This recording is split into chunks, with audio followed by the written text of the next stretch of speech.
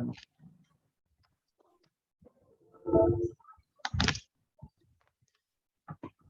तो आज स्टार्ट करना है बेसिकली मैकेनिकल वाइब्रेशन। ठीक है, एंड थ्योरी ऑफ मशीन में सबसे ज्यादा जो इम्पोर्टेंट टॉपिक है वो हमारा क्या है, बेसिकली द वाइब्रेशन पार्ट। ठीक है, तो ऑब्वियसली बात है, आप देखोगे हर साल आपको एक नया क्वेश्चन जरूर देखने को मिलेगा। ठीक है, वेरी इंपॉर्टेंट टॉपिक। स्पेसिफिकली अगर गेट की हम बात करते हैं तो गेट में अगर हम बात करें तो स्पेसिफिकली बहुत ज्यादा इंपॉर्टेंट है हमारी। ठीक है,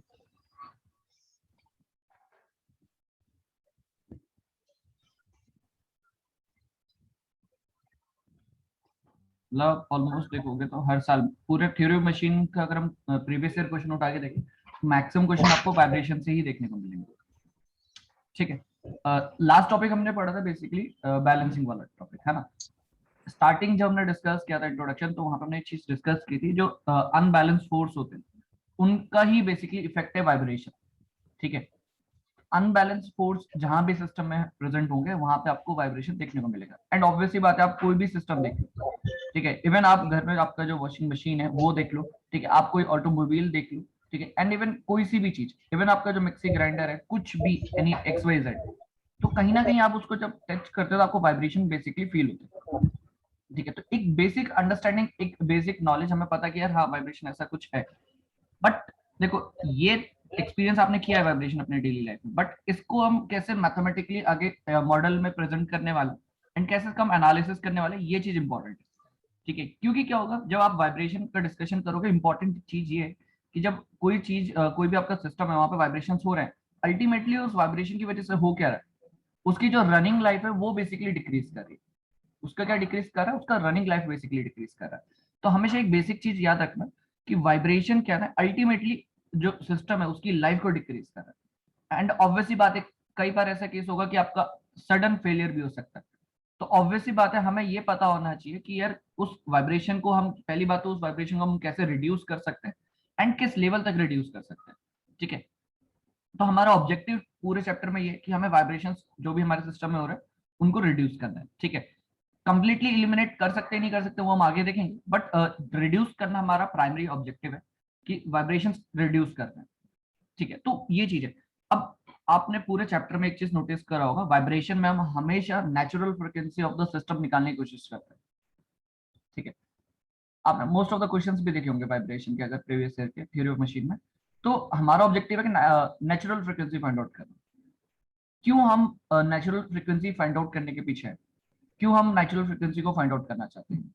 ठीक है, मतलब हमें हमारा जो प्राइमरी टास्क ही है ये कि यार किसी तरीके से सिस्टम का नेचुरल फ्रिक्वेंसी निकल जाए।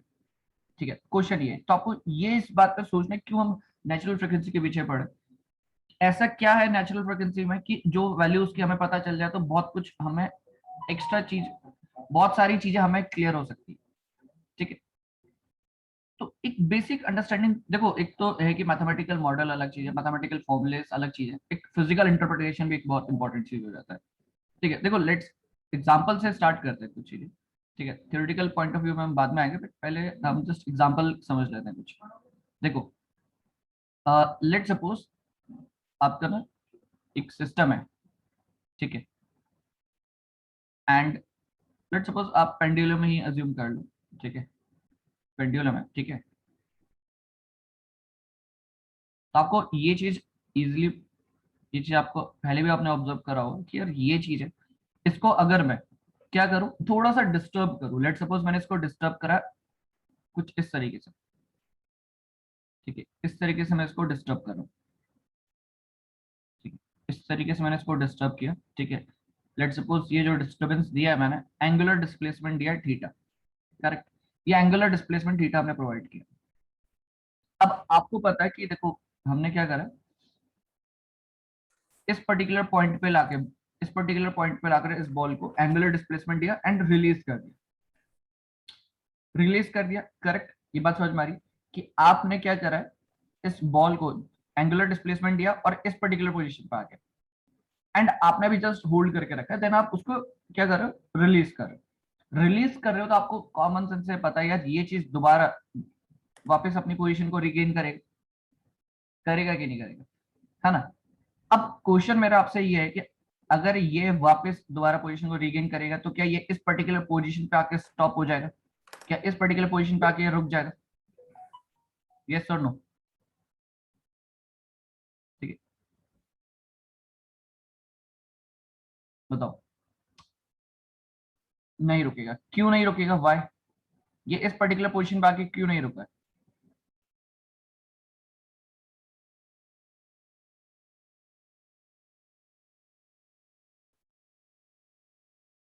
Energy, momentum.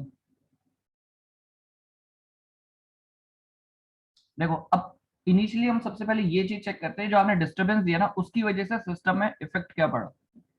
उसकी वजह से सिस्टम में इफेक्ट क्या पड़ा? देखो अभी लेट सपोज ये इसका पोजीशन था, ठीक है। लेट सपोज ये आपका कोई एक लेवल है। लेट सपोज ये आपका कोई एक लेवल है, ठीक है। दिस इज योर लेवल जो इनिशियली पोजीशन था। दूसरा लेवल ये है। अब आप कॉमन सेंस से ये चीज तो आंसर कर सकते हो ना कि यार इन दोनों में डिफरेंस क्या है, जो इस पोजीशन में और इस पोजीशन में डिफरेंस क्या है? इन दोनों में डिफरेंस क्या है एग्जैक्टली? पोटेंशियल, यस करेक्ट सूर्य, पोटेंशियल। अब ऑब्वियसली बात है, जब आपने उसको एंगुलर डिस्प्लेसमेंट दिया ना, because of that angular displacement हुआ क्या है कि उसका पोटेंशियल एनर्जी चेंज हुआ है। एंड ऑब्वियसली बात है वो पॉजिटिव साइड में गया, तो उसका पोटेंशियल एनर्जी इंक्रीज हो गया। Potential energy because of the position of the system. जो भी आपका बॉडी है उसकी पोजीशन की वजह से जो एनर्जी एक्वायर करता है वो पोटेंशियल एनर्जी की हम बात कर रहे हैं। तो ऑब्वियसली बात है पॉजिटिव साइड में उसका पोटेंशियल एनर्जी इंक्रीज हुआ। एंड तभी आप एक चीज यहाँ पे नोटिस कर पा रहे हो कि जैसे आपने इसको रिलीज किया ना, तो ये क्या हो गया? जैसे आपने इसको रिलीज किया होगा तो क्या होगा? वो पोटेंशियल एनर्जी किस में कन्वर्ट होगा? वो पोटेंशियल एनर्जी किस में कन्वर्ट होगा? काइनेटिक एनर्जी में, करेक्ट, बिल्कुल। अब काइनेटिक एनर्जी में कन्वर्ट हुआ, उसके पास एक certain amount of kinetic energy है। तो क्वेश्चन है कि वो यहाँ पे रुका क्यों नहीं? अपनी दोबारा जो इसकी इनिशियल पोजीशन थे उस पर क्यों नहीं रुका?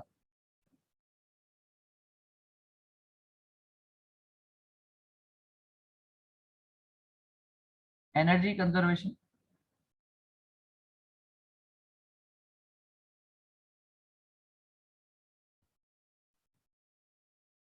हाँ करेक्ट करेक्ट करेक्ट आयुष।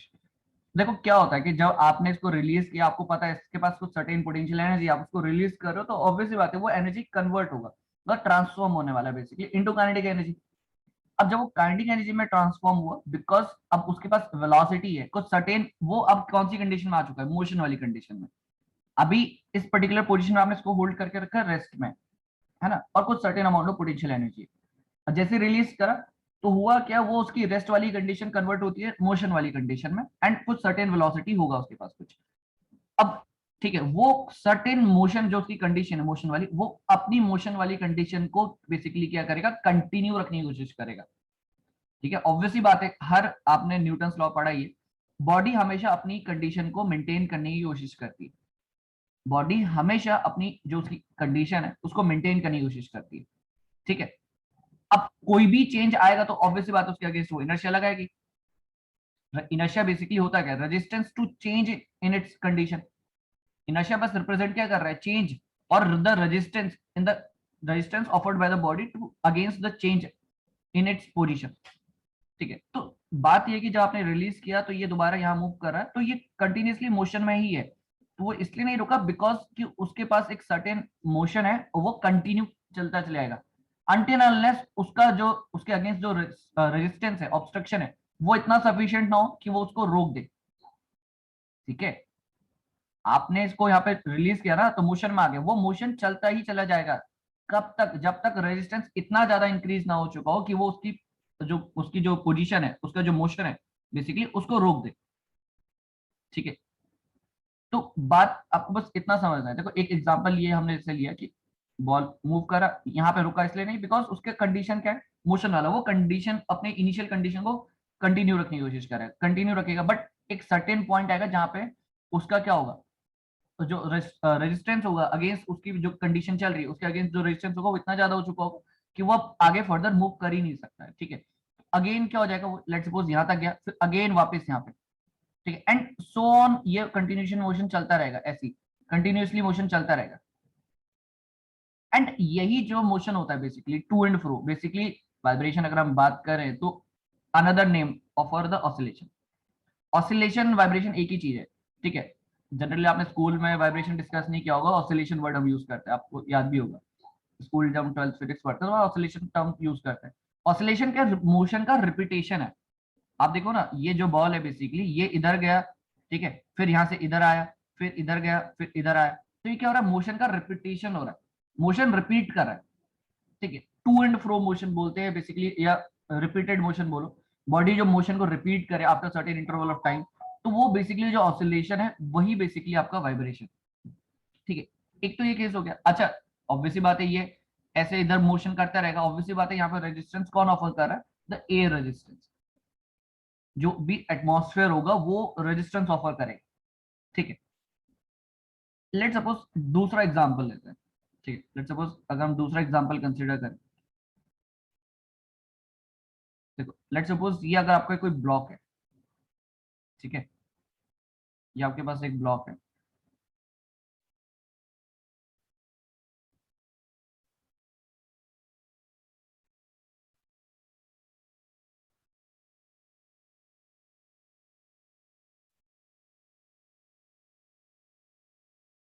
ठीक है, तो ये आपके पास एक ब्लॉक है, ब्लॉक का ना कुछ अरेंजमेंट कुछ इस तरीके से,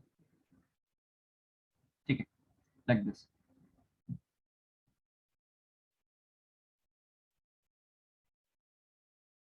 ठीक है, लेट सपोज इसका ब्लॉक का मास m, ये स्प्रिंग आपने अटैच किया, स्प्रिंग का स्टिफनेस k। अब आप एक चीज देखो कि लेट सपोज हम क्या कर रहे हैं, हम यहाँ पे इस पे कुछ फोर्स लगाते हैं, ठीक है, अभी जो है इनिशियली जो कंडीशन है, इस कंडीशन में स्प्रिंग में कुछ भी डिफ्लेक्शन नहीं है, स्प्रिंग टोटली अनडिफॉर्म्ड है, ठीक है, ये जो पर्टिकुलर कंडीशन है इसमें स्प्रिंग टोटली अनडिफॉर्म्ड है, ठीक है, ये चीज आपको देखनी है। अब स्प्रिंग अनडिफॉर्म्ड, अब आपने क्या करा, फोर्स अप्लाई किया, फोर्स अप्लाई करने के बाद हुआ क्या बेसिकली, आपका ना जो मास है लेट्स सपोज वो इस पर्टिकुलर पोजीशन पे आ चुका है, यहाँ पे आ चुका है, ठीक है, अब ये इसकी न्यू पोजीशन बन चुकी है। अब ये जो न्यू पोजीशन बनी है बेसिकली लेट्स सपोज, ठीक है, लेट्स सपोज ये पोजीशन वन था इनिशियली, ठीक है, पोजीशन इसको वन की जगह इनिशियल पोजीशन लिख लेते हैं, और ये इसका फाइनल पोजीशन है लेट्स सपोज। तो हुआ क्या है कि जस्ट आपने क्या करा, ब्लॉक को मूव कराया from the initial position to final position, ऐसा कुछ, ठीक है। अब ये तो हो गया, ठीक है, बट आप देखो लेट सपोज आपने ना ब्लॉक को यहाँ पे होल्ड करके रखा है, ठीक है, जस्ट आपने ब्लॉक को होल्ड करके रखा है इस पर्टिकुलर पोजीशन में। ऑब्वियसली बात है जब आप ब्लॉक को यहाँ से यहाँ तक लेकर गए हो तो स्प्रिंग में डिफॉर्मेशन आएंगे, स्प्रिंग में डिफॉर्मेशन आएंगे। अब आप एक चीज नोटिस करना, जब स्प्रिंग में डिफॉर्मेशन आएंगे तो क्या बेसिक फिनोमिना होने वाला है स्प्रिंग के अंदर, ठीक है, तो ब्लॉक का जैसे आपने मूव करा है ना, ये कुछ इस तरीके से यहाँ तक पहुंच चुका है, तो स्प्रिंग में कुछ ना कुछ डिफॉर्मेशन हो चुका होगा इस तरीके से। तो आपने जब ब्लॉक को मूव कराया ना, तो आप क्या नोटिस करो, स्प्रिंग डिफॉर्म्ड हो चुका है, फ्रॉम अनडिफॉर्म्ड पोजीशन से वो डिफॉर्म्ड हो चुका है। अब ये जो स्प्रिंग में डिफॉर्मेशन आया, because of that deformation spring में क्या होने वाला है, स्प्रिंग में क्या, स्प्रिंग कैसे बिहेव करेगा,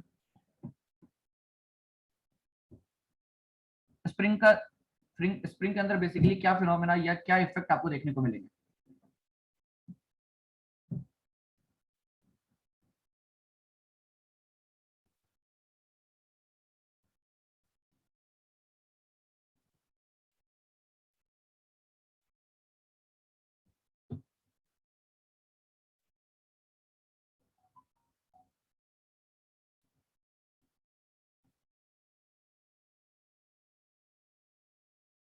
अरे ये सिंपली आपका पहले ही अनडिफॉर्म था ना, उसके बाद अनडिफॉर्म के बाद ये डिफॉर्म्ड हो चुका है। तो आप क्या समझ रहे हो कि यार जब स्प्रिंग में डिफॉर्मेशन आ चुका है, इट मींस व्हाट, क्या उसने बेसिकली क्या स्टोर किया होगा। हाँ तो फिर स्ट्रेन एनर्जी बेसिकली देखो इस वक्त क्या है, हाँ बिल्कुल सॉरी करेक्ट, इस वक्त क्या है, अनडिफॉर्म्ड पोजीशन पे तो कुछ नहीं है। अब बट आपने क्या करा, इसका पोजीशन चेंज कर दिया। अब पोजीशन चेंज करने का मतलब आपने इसमें कुछ इसका डिफॉर्मेशन प्रोड्यूस किया, इसके अंदर कुछ सर्टेन डिफॉर्मेशन हुआ है, उस डिफॉर्मेशन के करस्पॉन्डिंग कुछ ना कुछ बेसिकली आपने वर्क करा है उसके अंदर, वो in the form of strain energy store होगा, in the form of strain energy वो स्टोर होने वाला है। अब स्टोर हो गया बेसिकली, उसका फील, उसका इफेक्ट आपको कब देखने को मिलेगा, उसका इफेक्ट आपको देखने को कब मिलेगा, जब मैं इस मास को जो मैंने होल्ड करके रखा है इसको मैं अगर रिलीज कर दूं, लेट्स सपोज इस मास को मैं रिलीज कर दूं, और रिलीज करते वक्त ही क्या होगा, तुरंत रिलीज कर दूं, मास को मैंने जैसे होल्ड करके रखा था ना, डिफॉर्मेशन किया है और ये होल्ड करके रखा है पूरा कंप्लीट, और जैसे ही मास को रिलीज करेंगे इस पर्टिकुलर पोजीशन से तो क्या देखने को मिलेगा?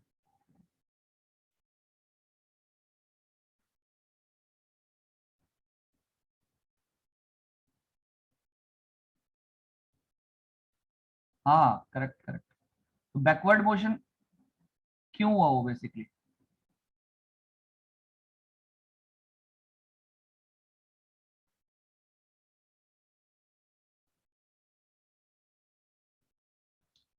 बट हुआ तो क्यों हुआ?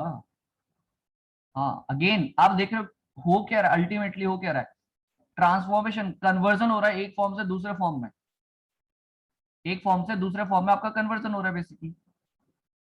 ठीक है, ये चीज, अब ये चीज कब तक चलती रहेगी, लेकिन क्वेश्चन ये है, ये जो चीज है ये कब तक चलता रहेगा ये बताओ।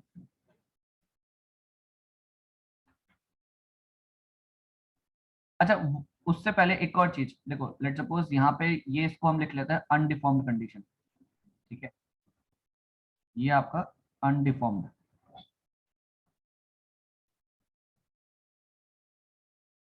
इस पर्टिकुलर केस में लिख लेते हैं स्प्रिंग इज अनडिफॉर्म्ड। ठीक है, लेट सपोज केस 1, और केस 2 में हम लिख लेते हैं स्प्रिंग इज डिफॉर्म्ड।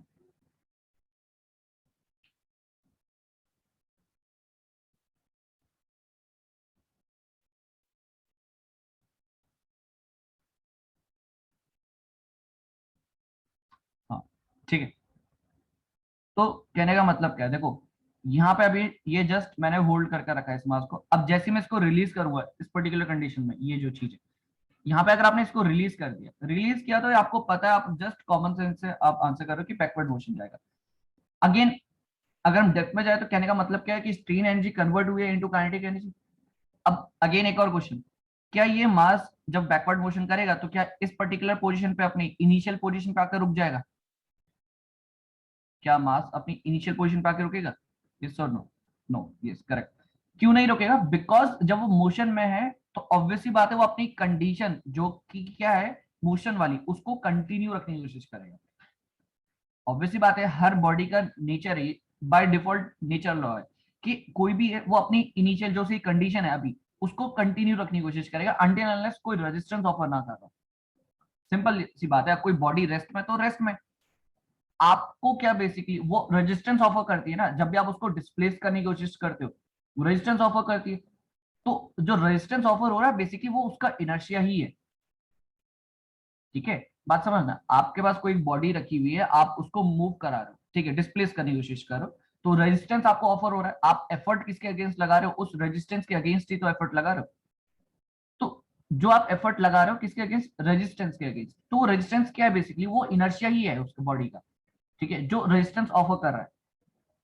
ठीक है, तो कहने का मतलब ये कि वो बॉडी यहाँ पे आकर नहीं रुकने वाली, एंड वो कंटिन्यूसली मूव करेगी यहाँ तक। ठीक, अब मूव करती चली आएगी, अब जब वो, अब एक चीज नोटिस करना, जब वो इस पर्टिकुलर कंडीशन से, इस कंडीशन के बाद वो जब इधर की तरफ और मूव करेगी, जब लेट सपोज इतना आ गया अंदर, इतना अंदर आ चुकी है बॉडी, तो क्या हो चुका होगा स्प्रिंग का? अब स्प्रिंग में क्या हुआ होगा?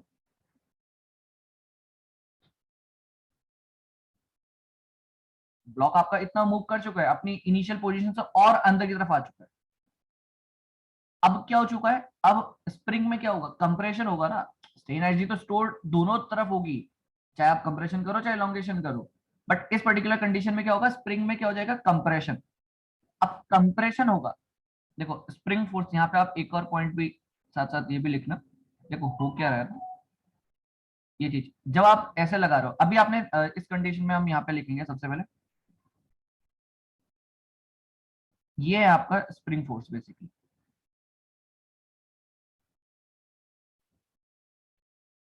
ये है आपका क्या, स्प्रिंग फोर्स।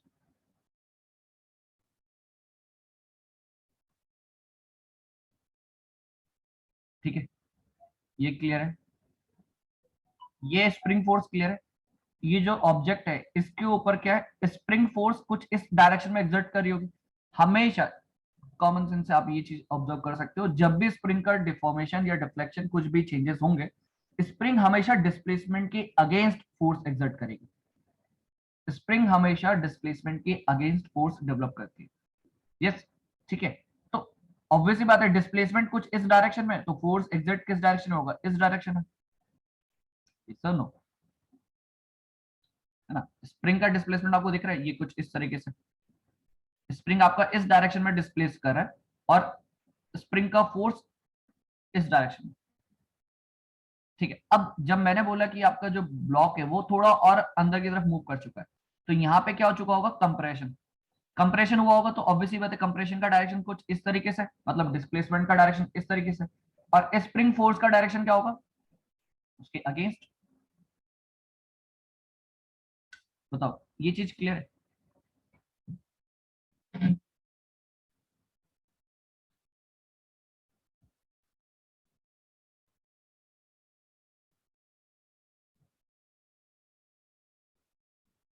हाँ, तो अब देखो, वही मैं चीज को आगे कंटिन्यू करता हूँ कि लेट सपोज आपका ये यहाँ पे मूव कर रहा है, ये आगे मूव कर रहा है, ठीक है। तो ये मास इधर आ गया था, थोड़ा आगे, तो कंप्रेशन हुआ होगा, कंप्रेशन की वजह से फोर्स कुछ इस तरफ लगा होगा, तो मास अगेन इधर की तरफ मूव करेगा। अब ये मास अभी इधर है, फिर इधर जा रहा है, फिर यहाँ से इधर जा रहा है, और ये कंटिन्यूअसली चलता रहेगा। तो हो क्या रहा है? मोशन का रिपीटेशन हो रहा है, मोशन रिपीट कर रहा है। ठीक है, वही टू एंड फ्रो मोशन की बात कर रहे हैं जो हमने इस पर्टिकुलर एग्जाम्पल में देखा। ठीक है, इस पर्टिकुलर एग्जाम्पल में भी तो यही हुआ है। जस्ट सेम चीज आपको देखने को मिल रही है कि पहले ये चीज इधर गया, ठीक है, फिर ये इधर गया, फिर ये इधर गया, ठीक है, फिर ये इधर गया, ये चीज चलती जा रही है। और यहाँ पे क्या हो रहा है? पहले ये इधर गया, फिर ये इधर गया, फिर ये इधर गया, फिर इधर गया, फिर इधर गया वापस, ये चीज चल रही है। अब यहाँ पे ये जो हमारा ब्लॉक वाला केस है, स्प्रिंग वाला केस, इस पर्टिकुलर केस में रेजिस्टेंस कहाँ से ऑफर होगा? कौन रेजिस्टेंस ऑफर करेगा?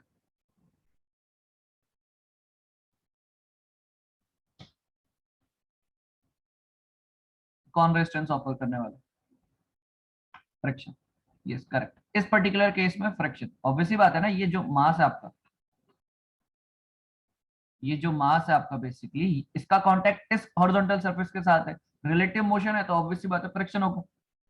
फ्रिक्शन होगा तो फ्रिक्शन हमेशा मोशन के अगेंस्ट, रिलेटिव मोशन के अगेंस्ट अप्लाई होगा। तो कहीं ना कहीं फ्रिक्शन बेसिकली क्या कर रहा है? अगेंस्ट एक इसके मोशन के अगेंस्ट रेजिस्टेंस ऑफर कर रहा है। ठीक है, ये बात हमें समझ में आ रही है। अब एक और चीज यहाँ पे देखोगे कि बात असली इंपॉर्टेंट यहाँ पे ये है कि अगर लेट सपोज फ्रिक्शन ना होता, लेट सपोज फ्रिक्शन ना होता, तो क्या होता कि आपने क्या करा, बस एक बार ना इस मास को डिस्प्लेस करा यहाँ तक, ठीक है, यहाँ तक पहुंच चुका है, मतलब ये वाली पर्टिकुलर पोजीशन पे पहुंच चुका है। ठीक है, उसके बाद ये अपना आप, जैसे आपने रिलीज किया इसको मास को, तो ये अपना आप मूव करेगा इस डायरेक्शन में, फिर यहाँ पे आएगा, फिर अगेन स्प्रिंग का कंप्रेशन होगा, तो अगेन मास इस डायरेक्शन में चले जाएगा, इस पर्टिकुलर डायरेक्शन में, और ये चीज चलती रहेगी। हो क्या रहा है कि इनिशियली आपने डिस्टर्ब किया सिस्टम को, इनिशियली आपने सिस्टम को डिस्टर्ब किया, ठीक है, कुछ सर्टेन स्ट्रेन एनर्जी स्टोर हो गई स्प्रिंग में, आपने रिलीज किया, काइनेटिक एनर्जी में कन्वर्जन हुआ, अगेंस्ट काइनेटिक एनर्जी के बाद फिर दोबारा वो स्ट्रेन एनर्जी में कन्वर्जन हो रहा है, एंड ये कंटिन्यूअसली चलता रहेगा। और ये मोशन कंटिन्यूअसली चलता तब तक रहेगा जब तक सिस्टम में एनर्जी अवेलेबल है, और वो एनर्जी कन्वर्जन चलता रहेगा, है ना? ये मोशन कभी इस तरफ हो रहा है, कभी इस तरफ हो रहा है, कभी इस तरफ, तो कभी इस तरफ, जस्ट बिकॉज की एनर्जी कन्वर्ट होती रही है, कभी स्ट्रेन एनर्जी में, कभी काइनेटिक एनर्जी में, कभी काइनेटिक टू स्ट्रेन, कभी स्ट्रेन टू काइनेटिक, ये सिर्फ कन्वर्जन चलता रहेगा। और ये कब तक चलता रहेगा? जब तक सिस्टम के अंदर एनर्जी अवेलेबल है। अब हम क्या कर सकते हैं? अगर मैं चाहता हूं कि ये मोशन ना हो, तो कुछ ना कुछ तो ऐसा सिस्टम होना चाहिए जिसकी वजह से क्या हो, जो एनर्जी का कन्वर्जन की वजह से मोशन हो रहा है, उसको मैं सिस्टम से निकाल दूं। सिस्टम से अगर मैं सब निकाल दूं बाहर, तो कहीं ना कहीं मेरा जो ये जो चल रहा है motion, repeated motion, to and fro motion जो चल रहा है, वो धीरे धीरे ग्रेजुअली डिक्रीज होता चले जाएगा। अब सिस्टम से एनर्जी निकालने के अलग अलग तरीके हैं। जैसे इस एग्जांपल में तो वो काम कौन कर रहा है? फ्रिक्शन। इस एग्जांपल में कौन काम कर रहा है? वो फ्रिक्शन काम कर रहा है। Friction is responsible in this case, जो एनर्जी को बेसिकली आपका रिड्यूस करेगा कहीं ना कहीं, है ना? बात समझ में आ रही है यहाँ तक? तो ये चीज आपको समझने की जरूरत है यार, सिस्टम में ये जो मोशन है ये चलते चले जाएंगे हमेशा जब तक सिस्टम में एनर्जी अवेलेबल रहेगा। और एनर्जी अवेलेबल कहने का मतलब सिर्फ इतना है कि यार वो एनर्जी कभी इस फॉर्म में कन्वर्ट हो रहा है, कभी दूसरी फॉर्म में, इस फॉर्म में तो कभी उस फॉर्म में। ठीक है, तो बेसिकली स्ट्रेन एनर्जी, और यहाँ पे क्या था बेसिकली पोटेंशियल एनर्जी, आपने क्या डिस्टर्ब करके क्या प्रोवाइड किया था, potential energy. Potential energy because of the position. और ये स्ट्रेन एनर्जी की मैं बात करूं तो यहाँ पे ऑब्वियसली बात है, स्प्रिंग में डिफॉर्मेशन आया ना, पोजीशन का चेंज है, तो स्ट्रेन एनर्जी पोटेंशियल एनर्जी कई बार साइमल्टेनियसली यूज कर लिया जाता है। ठीक है, ये बात याद रखना, क्योंकि potential energy is because of the position, because of the position. Strain energy because कि आपके इसके डायमेंशन में चेंज हुए, उसकी पोजीशन में चेंजेस आए, तो अल्टरनेटिवली यूज कर लेता है strain energy and potential energy. तो इन दो एग्जांपल से हमें बात ये समझ में आती है कि यार कंटिन्यूसली मोशन आपका इधर फिर इधर इधर उधर चल रहा है, जस्ट बिकॉज की एनर्जी कभी एक फॉर्म में तो कभी दूसरे फॉर्म में, ये सब कन्वर्जन चल रहा है। ठीक है, तो ये चीज हमने यहाँ से ऑब्जर्व करी। अब माइंड में हमारे ये भी आ चुका है यार, कहीं ना कहीं अगर मुझे इसको रोकना है तो सिस्टम में से एनर्जी को निकालना पड़ेगा, वरना जब तक सिस्टम में एनर्जी है तो मोशन तो चलते रह जाएगा। ठीक है, तो कुछ तो एक ऐसा अरेंजमेंट बनाना पड़ेगा जो सिस्टम में से एनर्जी को निकाल दे बात। ठीक है, देखो नेक्स्ट अगर एक और एग्जांपल की हम बात करें, आपने बेसिकली देखा भी होगा ये वाली चीज, जो बाइक्स होते हैं ना, बाइक्स में आपने देखा होगा बेसिकली ये कॉइल लगा होता है, आपने देखा होगा है ना, एक कॉइल लगा होता है, उस कॉइल के ऊपर कुछ इस तरीके से एक ऐसा सिलेंडर होता है। ठीक है, बाइक्स में देखा होगा आपने। हाँ हाँ, ये क्या, ये क्या,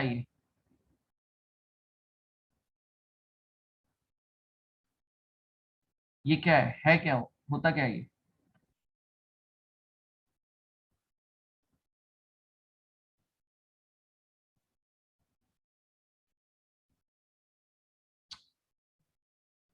शॉक ऑब्जर्वर, हाँ यस करेक्ट एग्जैक्टली। अच्छा, ये जो छोटा सा सिलेंडर आपने देखा होगा, इसके अंदर कुछ होता है, क्या होता है वो? हाँ, ऑयल या फ्लूइड बेसिकली हम बोल सकते हैं। बेसिकली आपको पता है, जब भी गाड़ी में आपने देखा होगा, जब भी आपको रोड में अनइवननेस दिखता है तो क्या होता है, शॉक एब्जॉर्वर की वजह से क्या होगा, वो देखो अनइवननेस क्या करेगा, कहीं ना कहीं अनबैलेंस फोर्स क्रिएट कर रहा है सिस्टम में। अनइवननेस की वजह से क्या होगा, सिस्टम के अंदर अनबैलेंस फोर्स प्रोड्यूस होंगे। उन फोर्सेस को स्प्रिंग की हेल्प से वो क्या कर रहा है, एब्जॉर्ब कर रहा है। शॉक एब्जॉर्वर का काम ही क्या है, वो जो अनबैलेंस फोर्स आया ना सिस्टम में, उसकी वजह से जो एनर्जी प्रोड्यूस हुई उसको एब्जॉर्ब करना है। अदरवाइज अगर वो अनबैलेंस फोर्स सिस्टम में आगे प्रोपोगेट करते गए तो कहीं ना कहीं सिस्टम में आपको वाइब्रेशन फील होंगे, तो उसी को वो बेसिकली एब्जॉर्ब कर दे रहा है। ठीक है, तो सिस्टम में जो एनर्जी आई है उसको अगर आप एब्जॉर्ब कर रहे हो, ठीक है, मतलब डिसिपेट कर रहे हो, एब्जॉर्ब या डिसिपेट कर रहे हो, इट मीन्स कि आपने सिस्टम में से वो एनर्जी रिड्यूस कर दी।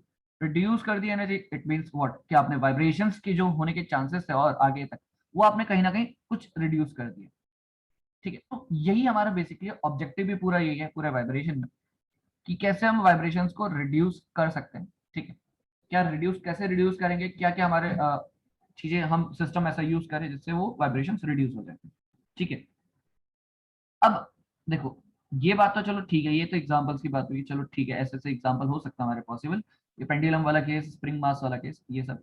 तो इनकी हेल्प से आपको एक बेसिक विजुअलाइजेशन क्लियर हो गया होगा कि यार वाइब्रेशन का क्या फिनोमेना है क्या फिनोमेना, और कैसे हम उसको बेसिकली काउंटर कर सकते हैं, उसको कैसे हम बैलेंस कर सकते हैं। ठीक है, अब देखो यहाँ पे ना नेक्स्ट, तो इतनी चीज तो आपको क्लियर होगी। ठीक है, नेक्स्ट इसमें ना कुछ एक दो डेफिनेशन है वो लिख लेते हैं हम सबसे पहले। ठीक है, तो हम लिख लेते हैं यहाँ पे vibration.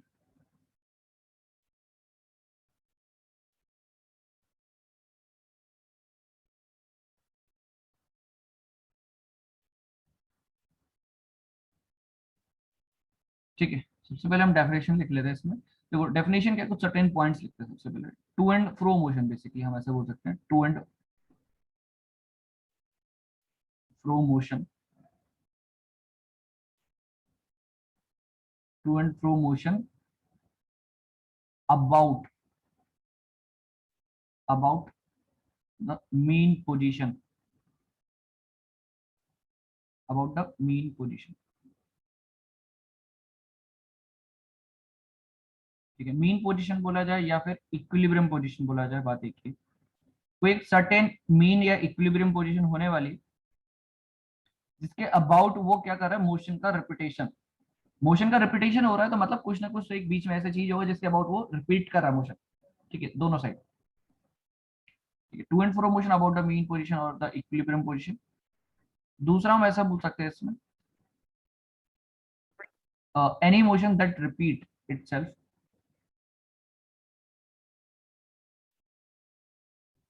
any motion that repeats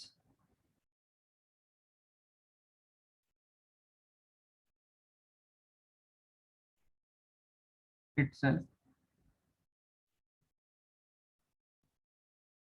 after an interval of time, after an interval of time।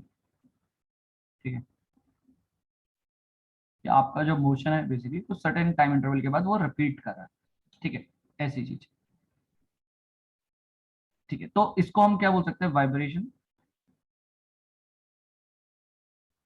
इस वाइब्रेशन और द ऑसिलेशन। ठीक है, दोनों अल्टरनेटिवली हम यूज करते हैं, और द ऑसिलेशन। करेक्ट। ठीक है, आई थिंक ये चीज क्लियर होगी। तो बात समझ में आई कि any motion that repeat itself after an interval of time, that is vibration और ऑसिलेशन। ठीक है, अच्छा टाइम इंटरवल की हमने जो बात बोली है यहाँ पे, तो आप यहाँ पे एक पॉइंट लिखें कि जो टाइम इंटरवल है इट कैन बी पीरियोडिक और मे बी रैंडम। ठीक है, तो हम यहाँ पे एक चीज बोल सकते हैं, टाइम इंटरवल कैन बी, जो है हमारा यहाँ पे, इट कैन बी पीरियोडिक, ऐसा लिख सकते हैं, it can be periodic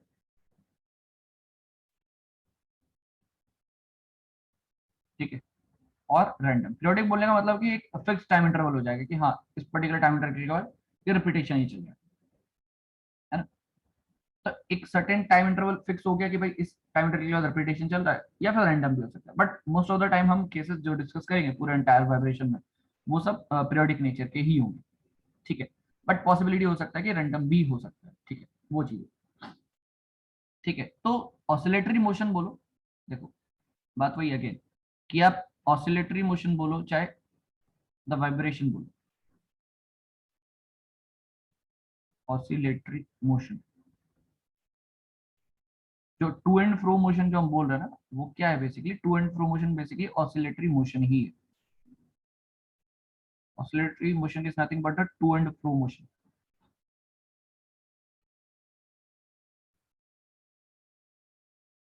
to and fro motion, correct. ठीक है, तो यहां तक चीजें क्लियर है। अब देखो, हम थोड़ा इसके डेप्थ में आता है कि यार बेसिकली क्या क्या फैक्टर्स रिस्पॉन्सिबल यहाँ पे। ठीक है, कौन कौन से फैक्टर्स रिस्पॉन्सिबल। देखो आपने इन दो एग्जांपल से ये तो समझ लिया होगा कि आपने कुछ तो डिस्टरबेंस दिया, या तो कोई अनबैलेंस फोर्स होगा या तो आपने कोई इनिशियल डिस्टरबेंस दिया होगा। ठीक है, ये जो दो एग्जांपल है, दोनों एग्जांपल में हमने क्या कंसीडर करा, द इनिशियल डिस्टरबेंस, जो हमने इनिशियली डिस्टरबेंस दिया है उसके बाद सिस्टम खुद ही मोशन कर रहा है। ठीक है, इस केस में भी हमने क्या करा, इनिशियल डिस्टरबेंस दिया और वो सिस्टम अपना आप फिर मोशन करते जा रहा है। ठीक है, या तो एक ऐसा केस हो सकता है जहाँ पे आपने इनिशियली डिस्टरबेंस प्रोवाइड किया हो सिस्टम को, है ना, फिर सिस्टम उसके अगेंस्ट मोशन करते चले जा रहा है। ठीक है, या फिर ऐसा हो सकता है कि सिस्टम में कुछ पहले से ही अनबैलेंस फोर्स प्रेजेंट हो एंड उसकी वजह से कुछ सर्टेन टाइप ऑफ मोशंस हो रहे हैं, ऑसिलेटरी मोशंस हो रहे हैं बेसिकली, है ना, तो उनका रिजल्ट बेसिकली क्या है, वो वाइब्रेशन ही है। तो ऐसा केस हो सकता है। अब बात होती है, देखो क्या होता है, अब एक लेट्स सपोज एक एग्जांपल देखते हैं। देखो क्या होता है कि लेट्स सपोज कोई भी सिस्टम है। ठीक है, लेट्स सपोज सिस्टम का हम उसको ऐसा एक बिल्डिंग या स्ट्रक्चर ही कंसिडर कर लेते हैं। ठीक है, इसको एक स्ट्रक्चर हम कंसिडर कर रहे हैं। ठीक है, लेट्स सपोज, तो ये एक आपके पास एक स्ट्रक्चर है। ठीक है, लेट्स सपोज यहाँ पे क्या है, इस साइड से आपका, इस साइड से आपका विंड चल रहा है। ठीक है, विंड चल रहा है। ठीक है, ये स्ट्रक्चर आपका काफी हाई टॉल बिल्डिंग है आपका। ठीक है, और ये विंड चल रहा है and because of that wind क्या होने वाला है, because of that wind basically क्या होगा, यहाँ पे कुछ फोर्सेस वो एक्सर्ट कर रहा होगा, है ना, यहाँ पे कुछ फोर्सेस एक्सर्ट कर रहा होगा। अब यहाँ पे अगर कुछ फोर्सेस एक्सर्ट कर रहा है तो ऑब्वियसली बात है यहाँ पे आपको क्या फील होगा, यहाँ पे क्या फील होगा, आपके यहाँ फोर्सेस एक्सर्ट कर रहे हैं तो यहाँ पे आपको जो यहाँ पे जहाँ पे बेसिकली फिक्स है जिस पर्टिकुलर पोजीशन पे, वहां पे आप क्या फील कर पाओगे, देयर विल बी मूवमेंट्स, है ना, बेंडिंग बोल सकते हो, है ना, यहाँ पे कुछ ना कुछ मूवमेंट लग रहा होगा कुछ इस तरीके से। मतलब इन विंड का कहीं ना कहीं जो इफेक्ट होगा वो कहीं ना कहीं कुछ इस तरीके से होगा कि जो बीम होगी आपकी कुछ इस तरीके से आपको देखने को मिलेगा। ठीक है, बात समझ में, मतलब बीम में कुछ जो स्ट्रक्चर है आपको उसमें कुछ इस तरीके से चेंजेस देखने को मिलेंगे, है ना, इस तरीके से चेंजेस देखने को मिलेंगे। अब ये चेंजेस आए because of this unbalancing force. ठीक है, ये जो एक्सटर्नल फोर्स जो लगा, ठीक है, उसकी वजह से। अब अगर सिस्टम में कहीं ना कहीं इलास्टिसिटी है, ठीक है, कहीं ना कहीं सिस्टम में इलास्टिसिटी है, तो वो क्या करेगा, अपनी पोजीशन को रीगेन करने की कोशिश करेगा, अपनी पोजीशन को रीस्टोर करने की कोशिश करेगा। और समझ में, बिकॉज ऑफ दैट विंड होगा क्या, ये it will be like this, कुछ इस तरीके से होने वाला है। ठीक है, but because of the elasticity, क्योंकि ऑब्वियसली बात है कुछ ना कुछ तो नेचर होगा उसका इलास्टिसिटी का, तो वो अपनी पोजीशन को रीगेन करने की कोशिश करेगा। अगर इलास्टिसिटी ही नहीं है, कुछ इलास्टिक नेचर ही नहीं है, तो ऑब्वियसली बात है अगर ये सफिशिएंटली हाई मैग्नीट्यूड के होंगे ना तो ये बेसिकली इसका फेलियर हो सकता है। ठीक है, तो ऑब्वियसली बात है कुछ सर्टेन अमाउंट ऑफ इलास्टिसिटी रहता है सिस्टम में, तो उस इलास्टिसिटी की वजह से वो अपनी इस पर्टिकुलर पोजीशन को क्या करेगा, दोबारा से रीस्टोर करने की कोशिश करेगा। ठीक है, दोबारा से रीस्टोर करने की कोशिश करेगा। ठीक, दोबारा से रीस्टोर करने की कोशिश करेगा। तो आप अल्टरनेटिवली देखोगे होगा क्या, पहले विंड की वजह से कुछ, विंड की वजह से ये आपको चेंजेस देखने को मिले। ठीक है, फिर बिकॉज ऑफ द इलास्टिसिटी ये कुछ आपका फिर दोबारा से इस तरीके से मूव किया होगा, इस तरीके से। एंड इन टोटल अगर मैं बात कहूं तो ये कुछ ऐसा है, आपके पास ऐसा था ना सिस्टम, ये कभी सिस्टम इधर की तरफ तो कभी सिस्टम इधर की तरफ, तो ये कभी इधर तो कभी इधर, ये मोशन कंटिन्यूसली ऐसा चलता रहेगा। तो यहाँ पे भी कहीं ना कहीं आपको वाइब्रेशंस देखने को मिलेंगे। ठीक है, तो ये जनरली किसके केस में होगा, जो बहुत ही हाई टॉल बिल्डिंग्स होती है। ठीक है, तो आपने एक चीज नोटिस भी करी हुई, जो आजकल जो बेसिकली न्यू डिजाइन होते हैं तो हमेशा कहीं ना कहीं ये कोशिश की जाती है जो ऊपर का टॉप पोर्शन है ना, वहां पे एयर के कांटेक्ट में ज्यादा एरिया अवेलेबल ना हो। क्योंकि यार देखो ये जो विंड चल रही है, अगर ये मैक्सिमम जो एरिया है वो एरिया बहुत ज्यादा अवेलेबल है ऊपर टॉप में और उसके साथ कांटेक्ट में, तो बहुत ज्यादा फोर्स बेसिकली आपको फील हो जाएगा। ठीक है, तो कोशिश की जाती है कि डिजाइन इस तरीके से किया जाए कि मिनिमम एरिया बेसिकली कांटेक्ट में आए विंड के। ठीक है, तो मिनिमम एरिया कांटेक्ट में आएगा तो minimum force will be there, minimum force होंगे तो ऑब्वियसली बात है यहाँ पे जो आपको इफेक्ट देखने को मिलेगा वो कम देखने को मिलेगा। तो इन टोटल कहानी ये सिर्फ इतनी है कि आपका कोई ना कोई एक चीज है जो अनबैलेंस कर रहा है और कोई ना कोई चीज है जो उसको रिस्टोर कर रहा है। ठीक है, बात समझ रहे हो, कोई उसको क्या कर रहा है, अनबैलेंसिंग फोर्स है, कुछ एक ऐसी एक्सटर्नल एजेंसी या कुछ भी है जिसकी वजह से वो क्या कर रहा है, अपनी पोजीशन को चेंज कर रहा है, और सिस्टम बाय डिफॉल्ट कुछ ऐसा नेचर है जिसकी वजह से वो रिस्टोर करने की कोशिश कर रहा है। ठीक है, तो अल्टरनेटिवली कभी इधर तो कभी इधर की तरफ ये चीज चलती रही, तो होगा क्या रिजल्टिंग इफेक्ट, कि वो वाइब्रेशन बेसिकली वहां पे सेटअप हो जाए। अब ये दिक्कत क्या है ना, वाइब्रेशन की वजह से क्या होता है, देखो फटीग आपने बेसिकली पढ़ा ही होगा इससे पहले भी, क्या होता है कि आपका कभी फोर्स इधर की तरफ लग रहा है तो कभी इधर की तरफ लग रहा है अल्टरनेटिवली। ठीक है, अल्टरनेटिवली आपको लग रहा है, कभी पॉजिटिव साइड कभी नेगेटिव साइड, और ये बहुत ही डेंजरस होता है क्योंकि इसमें क्या होता है ना, जो लाइफ है जो उसकी स्ट्रेंथ है सिस्टम की वो बहुत एकदम से डिक्रीज होती है, मतलब कभी भी आपका सडन फेलियर हो जाएगा। ठीक है, ये चीज बहुत इंपॉर्टेंट है यहाँ पे। वाइब्रेशन इतने इंपॉर्टेंट क्यों है, क्योंकि यहाँ पे ना आपका विदाउट एनी सिग्नल आपका बेसिकली फेलियर हो जाता है, आपको पता भी नहीं चलेगा किस पर्टिकुलर मोमेंट में ये फेल हो चुका है। ठीक है, तो वो बेसिक सी चीज है। सिंपल पॉइंट आपको ये समझना है कि कोई चीज तो है जो इसको चेंज कर रही है, इसकी पोजीशन को, कोई डिस्टरबेंस प्रोवाइड कर रहा है, सिस्टम को कोई ना कोई डिस्टरबेंस प्रोवाइड कर रहा है। ये जो सिस्टम है आपका बेसिकली दिस सिस्टम, इसको कोई ना कोई डिस्टरबेंस प्रोवाइड करने वाला है, और कुछ ना कुछ सिस्टम में ऐसा प्रॉपर्टी है जिसकी वजह से सिस्टम अपना आपको रिस्टोर भी करेगा, और इन दोनों के बीच में आपस में कॉम्पिटिशन चल रहा है बेसिकली, आप ये बोल सकते हैं। ठीक है, तो ये बेसिकली कहानी है पूरे वाइब्रेशन की। मतलब एक बेसिक ओवरव्यू अगर मैं बात करूँ, एक बैकग्राउंड आपके माइंड में हमेशा ये होना चाहिए कि यार दो चीज है अपोजिंग नेचर की, एक डिस्टर्बेंस प्रोवाइड कर रहा है, कोई दूसरा उसको रिस्टोर कर रहा है, तो वो चीज चल रहा है और उसकी वजह से क्या होगा, मोशन सेटअप हो रहा है, ठीक है, एकदम आपके रिपीटेड मोशन सेटअप हो रहा है, ठीक है, जिसको हम बेसिकली ऑसिलेशन या वाइब्रेशन मोशन बोल रहे हैं, ठीक है, ये जो चीज है ऑसिलेशन जिसकी हम बात कर रहे हैं, यहाँ पे भी तो यही तो हुआ था, आपने इस मास को यहाँ से यहाँ लेकर गए, उसके बाद आपने इसको रिलीज कर दिया, तो उसके बाद कभी इधर तो कभी इधर, तो फिर कभी इधर, फिर कभी इधर, ये चीज चलती जा रही है ना, तो वो चीज है, तो यही बेसिक आपका कहानी है पूरे वाइब्रेशन की, ठीक है, तो ये पॉइंट हमने ऑलरेडी लिख लिए, ठीक है, इसके बाद इसमें फर्दर पॉइंट्स लिख लेना, ठीक है, तो इसमें आप एक पॉइंट ये लिख सकते हो, वाइब्रेशन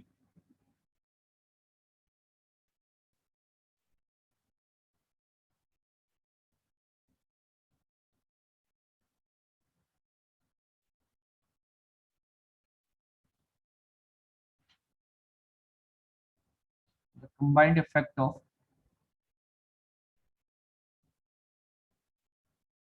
इज द रिजल्ट, इस तरीके से,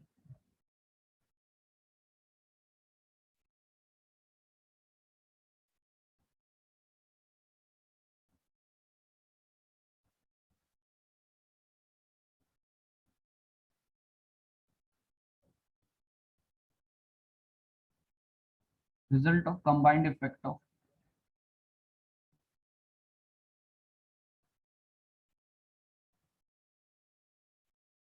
inertia forces and the elastic forces, elastic forces basically nature है उनका रिस्टोरिंग नेचर, वो रिस्टोर करेंगे हमेशा सिस्टम को अपनी इनिशियल पोजीशन में, ठीक है, ये चीज देखो, सिंपल सा लॉजिक है, सिस्टम्स में कुछ ना कुछ एक डिस्टरबेंस ला रहे हैं और कुछ दोबारा रिस्टोर कर, ये चीज, ठीक है, अब देखो जब हम बात करते हैं इनर्शिया की, ठीक है,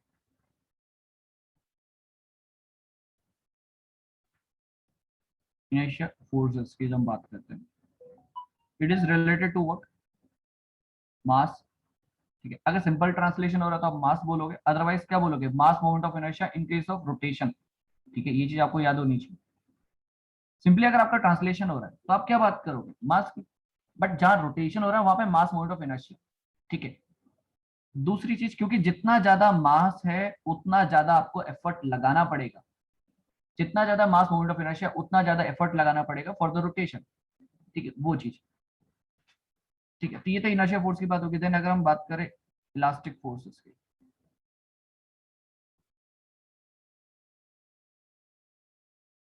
उससे रिलेटेड कौन कौन सा पैरामीटर्स है मैं वो चीज की बात कर रहा हूँ, ठीक है, तो यहाँ पे इंपॉर्टेंट चीज क्या है, स्टिफनेस, ठीक है, स्टिफनेस आपको पता है इसको हम कैसे डिफाइन करते हैं,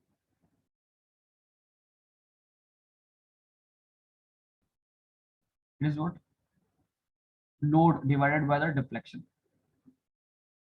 ठीक है, load can be anything, simply और फोर्स, टॉर्क, मोमेंट, ठीक है, तो उसके हिसाब से हम अलग अलग स्टिफनेस डिफाइन करते हैं, ठीक है, बेंडिंग स्टिफनेस, टॉर्जनल स्टिफनेस, ठीक है, अलग अलग स्टिफनेस होता है, बट जनरली हम क्या बोलेंगे, load, load is anything which is external to the system और जो उस पर अप्लाई हो रहा है, चाहे वो लो आपका फोर्स हो सिंपल, चाहे वो एक टॉर्क लग रहा हो या कोई मूवमेंट लग रहा हो, कुछ भी, ठीक है, वो चीज, तो ये उनसे रिलेटेड पैरामीटर्स के बारे में आपको एक आइडिया होना चाहिए, ठीक है, तो इलास्टिक जो फोर्सेस है बेसिकली वो क्या कहीं ना कहीं आपका रिस्टोरिंग फोर्सेस उनका नेचर है, ठीक, वो कहीं ना कहीं सिस्टम को रिस्टोर करने की कोशिश कर रहे हैं, ठीक है, तो इसी में फर्दर एक फाइनल हम एक पॉइंट लिखेंगे, ठीक है, तो अब आप एक चीज देखो, नेक्स्ट इसमें हम एक पॉइंट लिखते हैं, parts of the vibrating system, ठीक है, अच्छा, parts of the vibrating system से पहले हम नेक्स्ट चीज लिखते हैं कि वाइब्रेशन हमने डिस्कस कर लिया कि ऐसा ऐसा कुछ हो, नेक्स्ट ये है कि कैसे सिस्टम आप सिस्टम में जो वाइब्रेशंस हो रहे हैं उसको आप कैसे रिड्यूस कर सकते हैं,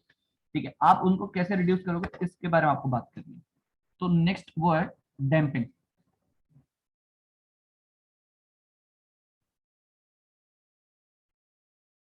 ठीक, डैम्पिंग बेसिकली अगर हम बात करें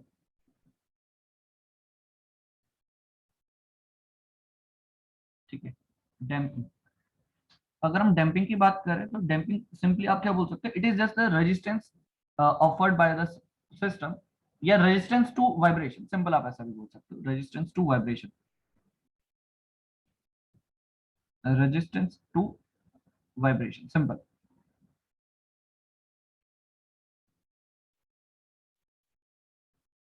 ठीक है, डैम्पिंग बेसिकली प्रोसेस है जिसकी वजह से आप रेजिस्टेंस ऑफर कर अगेंस्ट द वाइब्रेशंस। अब डैम्पिंग कौन प्रोवाइड करे, डैम्पर्स, बेसिकली हम डिवाइस का जो नाम है वो है डैम्पर। डैम्पर बेसिकली आपका डिवाइस है, ठीक है।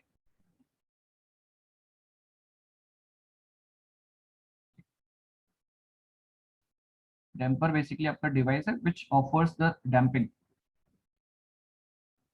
इज द डिवाइस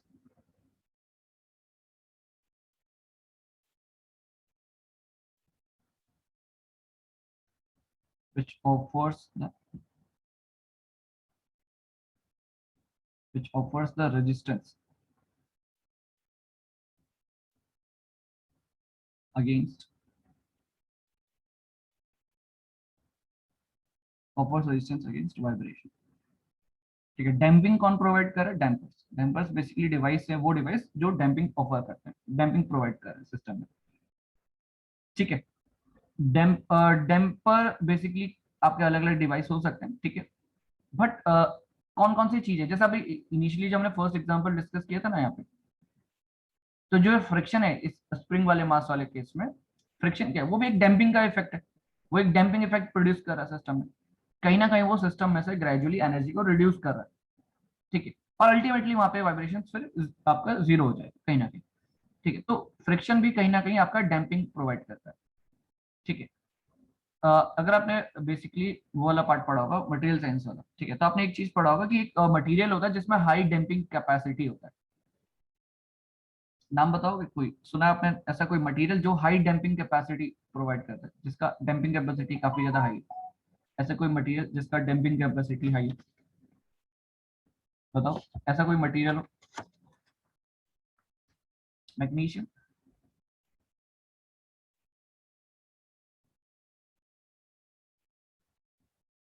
और यही सुना है, इसके अलावा और कुछ नहीं सुना है क्या?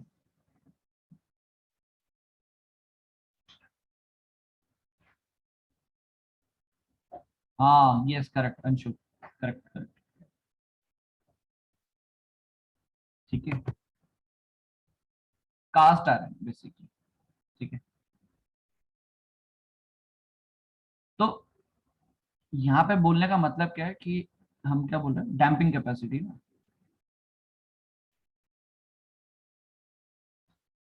डैम्पिंग कैपेसिटी, डैम्पिंग कैपेसिटी बोलने का मतलब क्या है, relative ability of the material,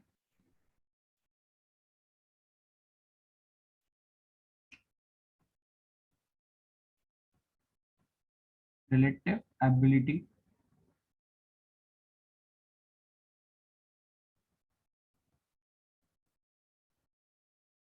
of the material,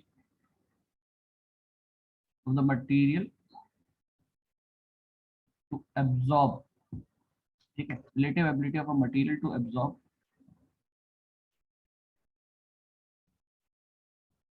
vibration. ठीक है, ये चीज, तो आपने देखा होगा बेसिकली सिस्टम, आपका इंजन बेसिकली कास्ट आयरन का होता है। ठीक है, जो स्ट्रक्चर बेसिकली है ना, और बहुत जगह आपने एप्लीकेशंस देखा होगा, जो मशीन्स के जो बेड्स होते हैं आपके, जैसे लेथ मशीन से होती है, उसका जो फ्रेम होता है वो बेसिकली कास्ट आयरन का ही होता है। ठीक है, तो कास्ट आयरन यूज करने के पीछे पर्पस सिर्फ यही है कि वो वाइब्रेशन बहुत अच्छे से एब्जॉर्ब कर लेते हैं। ठीक है, तो उनका जो रिलेटिव एबिलिटी है मटेरियल का कि टू एब्जॉर्ब द वाइब्रेशन, वो काफी ज्यादा होता है। ठीक है, तो यहाँ पे आप एग्जाम्पल में भी लिख सकते हो, example grey cast iron basically हम यहाँ पे बोलते हैं, grey cast iron has high damping capacity,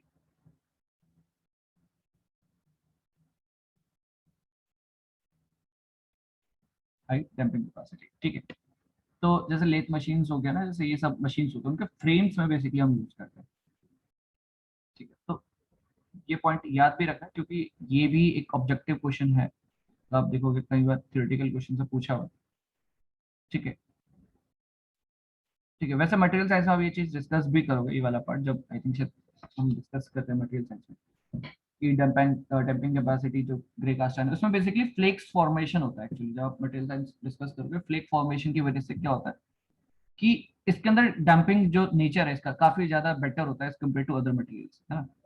तो वो एक चीज है।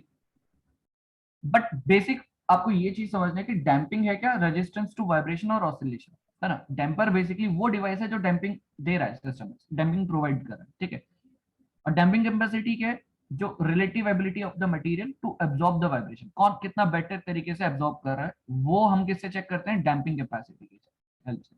तो ये बेसिकली वो मेजरमेंट है, जिसका डैम्पिंग कैपेसिटी अच्छा होगा वो ज्यादा बेटर मटेरियल है, जो वाइब्रेशंस को इजीली एब्जॉर्ब कर रहा है ना, कहीं ना कहीं। ठीक, ये चीज हो गया। ठीक है, तो नेक्स्ट यहाँ पे आप एक पॉइंट लिखो,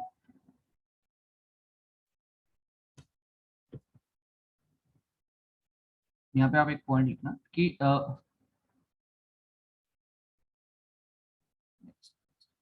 इसको हम ऐसे लिखते हैं हेडिंग करके, पार्ट्स ऑफ वाइब्रेटिंग सिस्टम।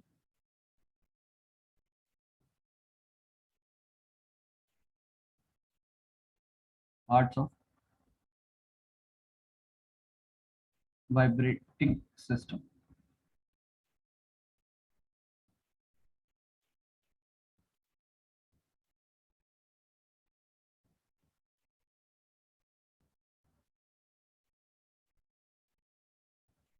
ठीक है, पार्ट्स ऑफ वाइब्रेटिंग सिस्टम। देखो इसमें कौन कौन से पार्ट्स हैं, एक बेसिक आपको ओवरव्यू पता होना चाहिए। ठीक है, देखो first one is what, your mass. Second one is your spring.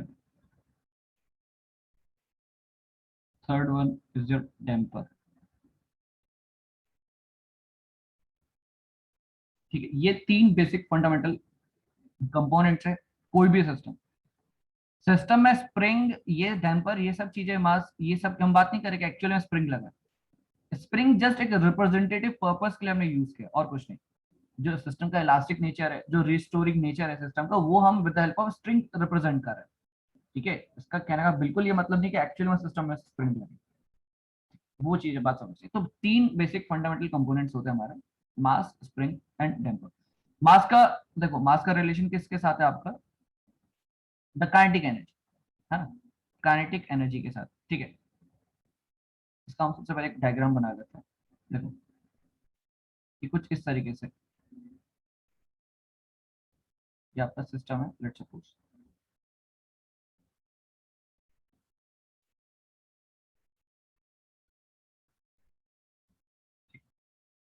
तो ये मास कुछ इस तरीके से कनेक्टेड है। ठीक है, ये स्प्रिंग लगी और ये कुछ आपका डैम्पर लगा है। ठीक, जस्ट इस तरीके से हम रिप्रेजेंट करते हैं डायग्राम में। ठीक है, स्प्रिंग का स्टिफनेस के डैम्पिंग कोफिशिएंट सी हम बेसिकली रिप्रेजेंट करते हैं। ठीक, तो ये आपका सिस्टम हो गया। दूसरा एक और चीज क्या है, एक और एग्जांपल आप लिखना चाहो ऐसा लिख सकते हो, रिप्रेजेंटेशन करने की बात है। देखो जस्ट ये चीज आपका जो मास है ना, ये हो गया आपका कुछ इस तरीके से। ठीक है,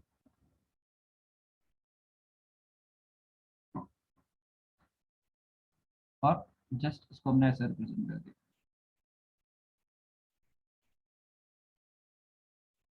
ठीक है, लेट्स सपोज इसका ये कुछ ऐसा व्हील्स है।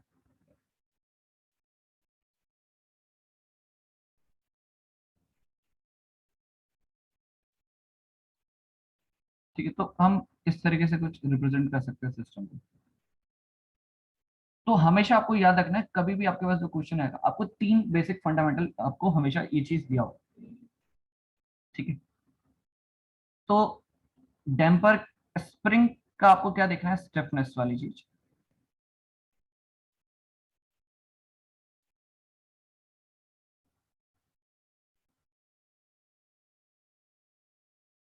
स्टिफनेस, ठीक है। डैम्पर बेसिकली आपका क्या है, डैम्पिंग सिस्टम में डैम्पिंग ऑफर कर रहा है, प्रोवाइड कर रहा है, ठीक है। एंड मास का रोल क्या है basically, inertia.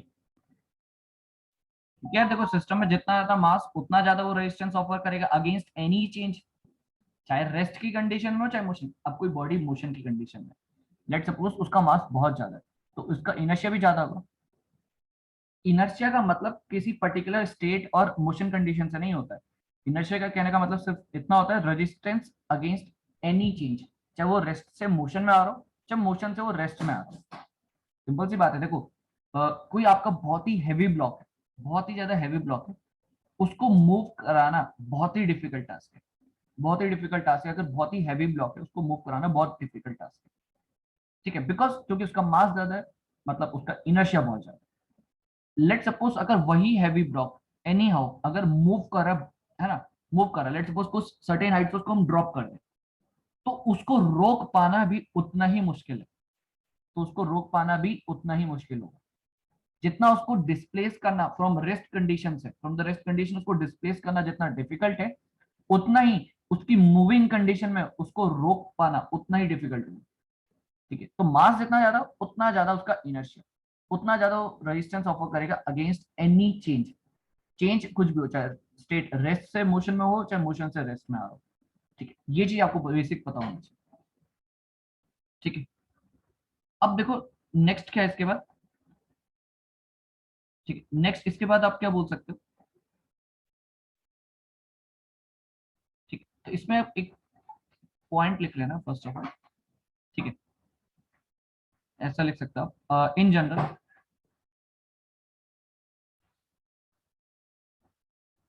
In general any vibrating system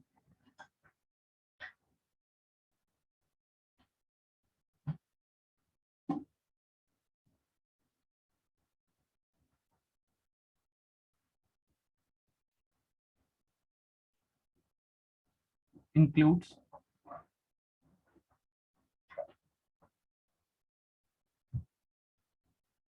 includes a potential energy,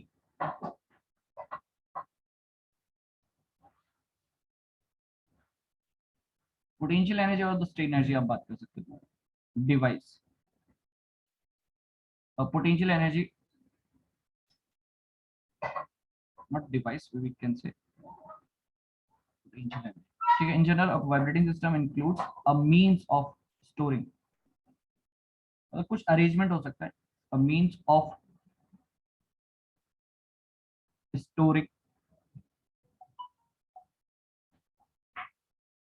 a means of storing potential energy, ठीक है। मतलब अ मींस बोलने वाला कुछ ना कुछ तरीका हो जिससे पोटेंशियल एनर्जी स्टोर होगी, ठीक है। जरूरी नहीं है कि आपका स्प्रिंग लगाओ, कुछ भी तरीका हो सकता है, ठीक है। दूसरा comma, a means, a means for storing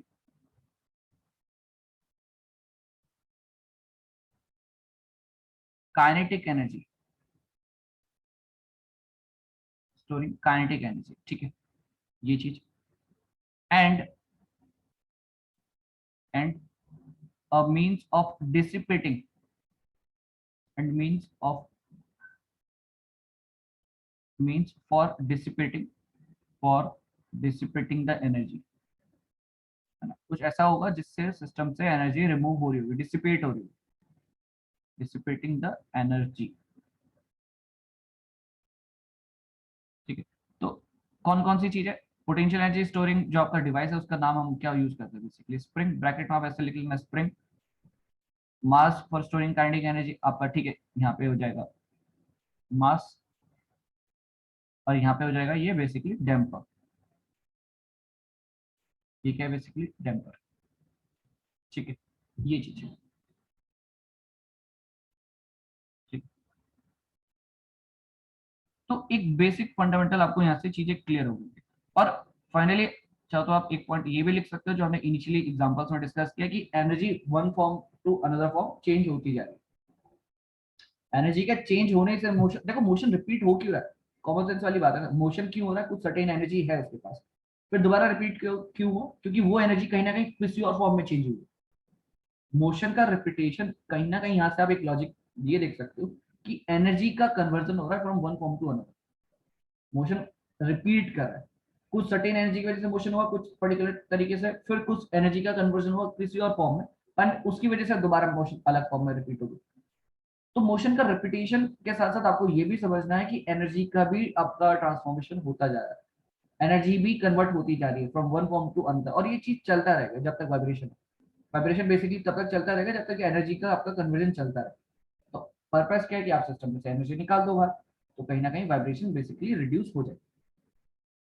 ठीक है, ये चीज कहीं ना कहीं आपके सिस्टम में से वाइब्रेशन फिर बेसिकली रिड्यूस हो जाएंगे अगर आप ऐसा करते हो कि एनर्जी रिमूव करें। ठीक है, तो आप ये भी बोल सकते हो vibrating system, vibrating system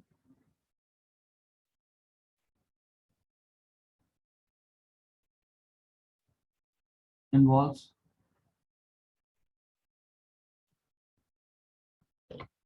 involves the involves the transfer of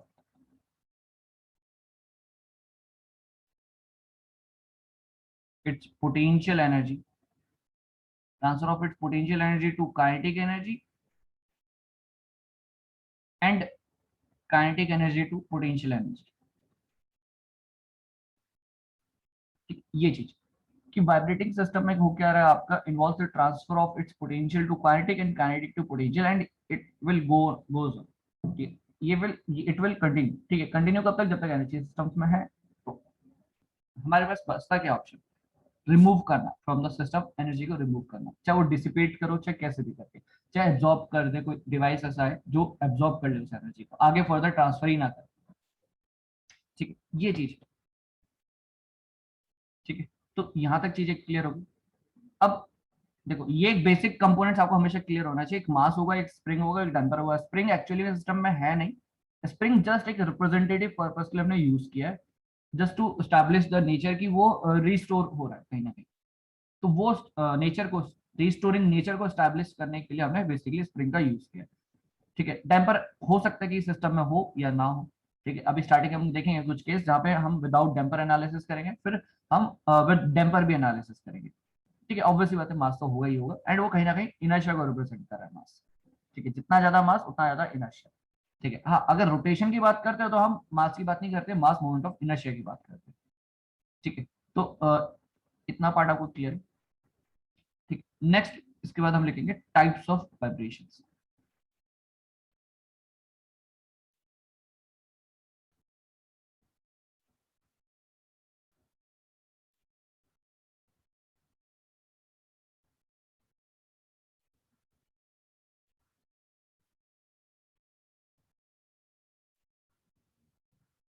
ठीक, टाइप्स ऑफ वाइब्रेशन।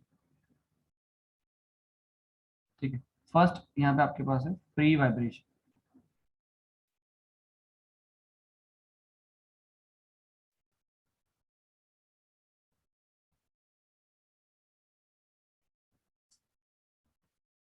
ठीक, फ्री वाइब्रेशन।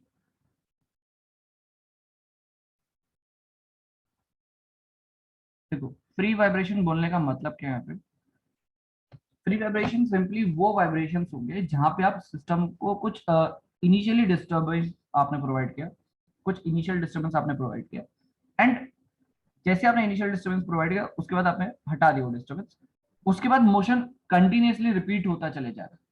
मोशन क्या हो रहा है? कंटिन्यूअसली रिपीट होता चले जा रहा है। अब मोशन कंटिन्यूअसली रिपीट हो रहा है मतलब वाइब्रेशन सेटअप हो चुके हैं। अब आपका कोई इन्वॉल्वमेंट नहीं है उस वाइब्रेशन में, मतलब कुछ एक्सटर्नल आपका कुछ सिस्टम में अप्लाई नहीं हो रहा है। बात समझ में आ रही है कि इनिशियली आपने, हो सकता है आपने इनिशियली डिस्टर्ब किया हो सिस्टम को, बट हुआ क्या, उसके बाद मोशन सेटअप हुए, वाइब्रेशन सेटअप हुए, बट आपका उसके बाद कोई इन्वॉल्वमेंट नहीं। आपका इन्वॉल्वमेंट सिर्फ इतना था कि आपने इनिशियली डिस्टर्बेंस दिया, उसके बाद कुछ भी एक्सटर्नली अप्लाई नहीं हो रहा है सिस्टम में, और सिस्टम कंटिन्यूअसली वाइब्रेशन में।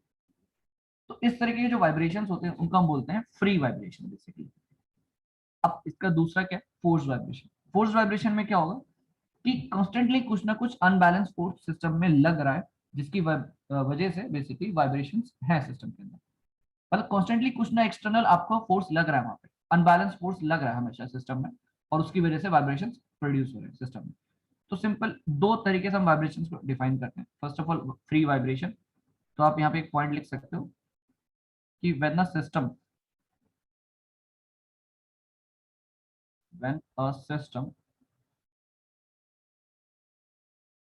executes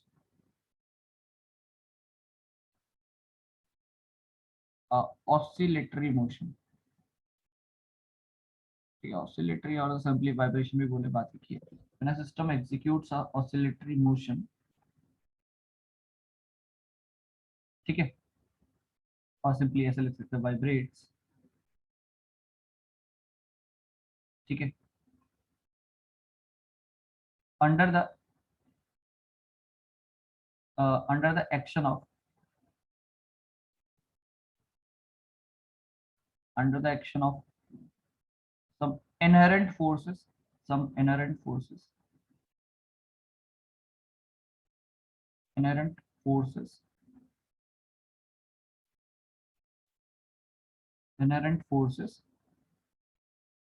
action of some inherent forces in the system, ठीक है, और और हम यहाँ पे बोल सकते हैं और और some with some initial disturbance,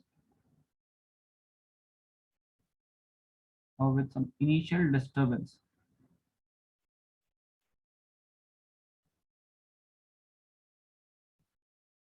ठीक, और विद सम इनिशियल डिस्टर्बेंस, ठीक है, इस तरीके से आप बोल सकते हो।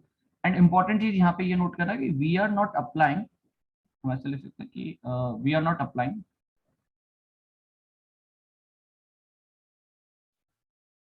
We are not applying any external, any external, we are not applying any external force, मतलब कोई भी हम एक्सटर्नल फोर्स अप्लाई नहीं कर रहे। सिंपली हम क्या कर रहे हैं, सिस्टम में या तो हो सकता है कि कुछ इनहेरेंट फोर्सेस ऐसे हो जिसकी वजह से वाइब्रेशन सेटअप हो गया, या फिर ऐसा हो सकता है कि आपने कुछ इनिशियली डिस्टर्बेंस दिया और आपका वाइब्रेशन उसके बाद सेटअप हो गया। जैसे ये वाले केसेस था आपके इनिशियली जो हमने डिस्कस किए, ये वाले केसेस, इन केसेस में ऐसा हो सकता था कि इनमें आपने क्या करा, मतलब इनिशियली आपने डिस्टर्बेंस जो प्रोवाइड किया है, तो इनिशियली आपने जो डिस्टर्बेंस प्रोवाइड किया है तो उनकी वजह से वाइब्रेशन सेटअप हुआ। और कई बार ऐसा हो सकता है कि सिस्टम के अंदर ही कुछ इनहेरेंट सिस्टम, मतलब जो सिस्टम के अंदर प्रेजेंट है, एक्सटर्नली बाहर से अप्लाई नहीं की गई, ठीक है, तो वो चीज भी एक रीजन हो सकता है जिसकी वजह से आपका फ्री वाइब्रेशन सेटअप हो जाए, ठीक है। तो इनिशियली सबसे पहले तो हम चैप्टर डिस्कस करेंगे वो फ्री वाइब्रेशन वाला ही है, ठीक। अभी तो हम जस्ट बेसिक डिस्कशन कर रहे हैं वाइब्रेशन से रिलेटेड, जो भी टर्म्स और जो भी हमें पैरामीटर्स की requirement to analyse any system, ठीक है। अभी तो हम आगे चैप्टर में डिस्कस करेंगे धीरे धीरे, बट अभी जितना हम डिस्कशन कर रहे हैं तो जस्ट एक बेसिक बैकग्राउंड है, एक बेसिक फाउंडेशन है, कुछ बेसिक टर्म्स है जिनकी हेल्प से हम आगे फर्दर सिस्टम को एनालाइज करेंगे जब भी कोई भी वाइब्रेशन किसी भी सिस्टम में वाइब्रेशन, ठीक है। तो ये चीज हमने जैसे बोला, ठीक है, ठीक है, तो ये तो आपका फ्री वाइब्रेशन हो गया। नेक्स्ट अगर हम बात करते हैं second, the forced vibration, the forced vibration,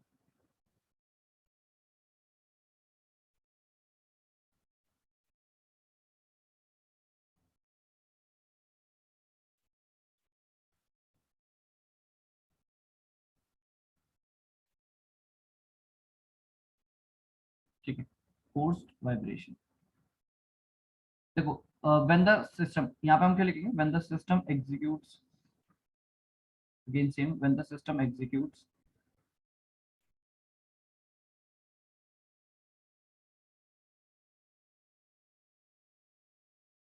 oscillatory motion,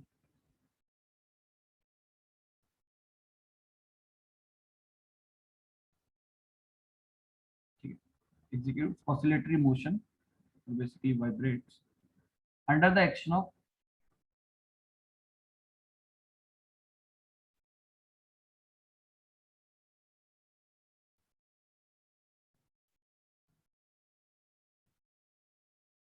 under the action of external forces, under the action of external forces. ठीक है, सिस्टम में कुछ ना कुछ एक्सटर्नल फोर्सेस लग रहे हैं। External forces what, external unbalance forces, basically forces unbalance forces की वजह से ही तो बेसिकली वाइब्रेशन होता है, वो चीज।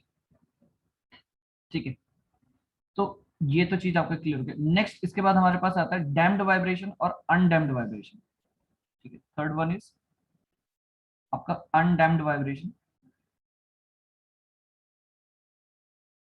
Undamped vibration, undamped vibration simply नाम से ही क्लियर है कि ऐसे वाइब्रेशंस जहां पे आपका क्या हो, जहां पे आपका क्या हो रहा होगा बेसिकली, जहां पे आपका कोई भी वाइब्रेशन ना यूज हो, सॉरी डैम्पिंग बेसिकली नहीं यूज हो रही है। मतलब हम सिंपली अगर सिंपल लैंग्वेज में बोले तो vibration without any damping. Simple हम इतना शॉर्ट फॉर्म में लिख सकते हैं, vibration without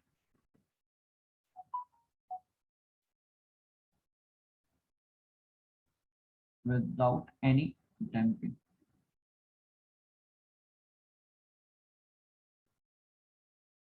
without any damping मतलब आपने सिस्टम में कोई भी डैम्पिंग प्रोवाइड नहीं कर रखी है, जो भी वाइब्रेशन हो रहा है एज इट इज होते जा रहे हैं। ठीक है, कोई भी आपने बेसिकली डैम्पिंग प्रोवाइड नहीं किया। ठीक है,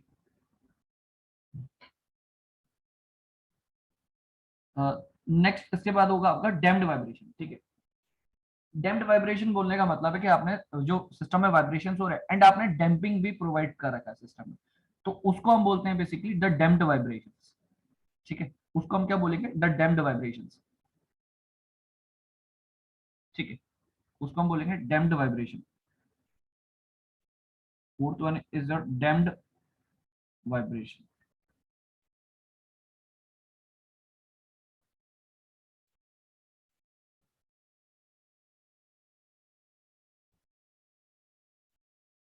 ठीक है, पहले हम अनडैम्प्ड वाले ही डिस्कस करेंगे, फिर हम डैम्पिंग वाले भी डिस्कस करेंगे, डैम्प्ड वाइब्रेशन। आप लिख सकते हो डैम्पिंग इज प्रोवाइडेड, सिंपली ऐसे लिख सकते हैं, vibration with damping.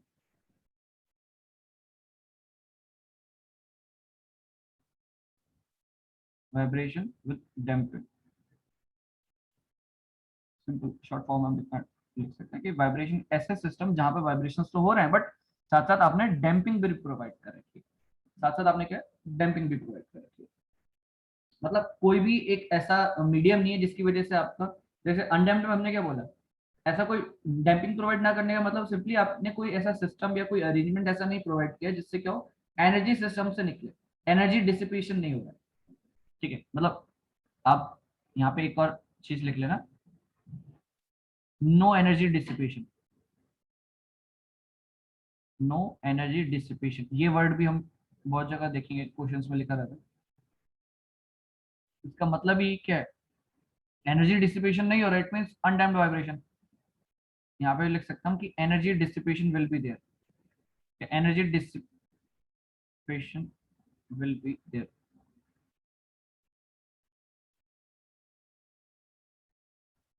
Will be there with the help of damper,